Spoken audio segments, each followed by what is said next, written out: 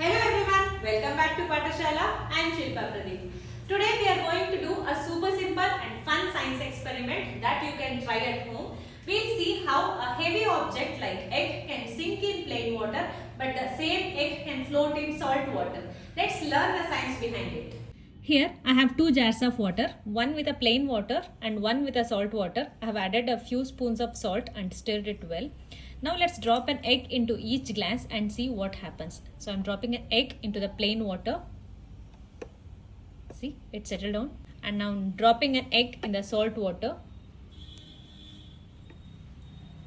So in the plain water, egg dropped here, and in the salt water, it's floating. You can observe. When we drop an egg in the plain water, it sinks because the plain water doesn't have anything added to it, so it is less denser compared to an egg. When we drop an same egg in the salt water, it floats because the salt water is more denser compared to an egg. When we add a salt to the plain water, the salt molecules filled up the space between the water molecules and makes the plain water more denser compared to an egg.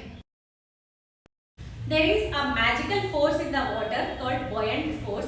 That means a force that water gives to anything that placed in it. The buoyant force is weaker in the plain water, so it couldn't push the egg up. But it is stronger in the salt water because the salt water is heavier, so it gives the stronger push enough to lift the egg up, so the egg floats in the salt water.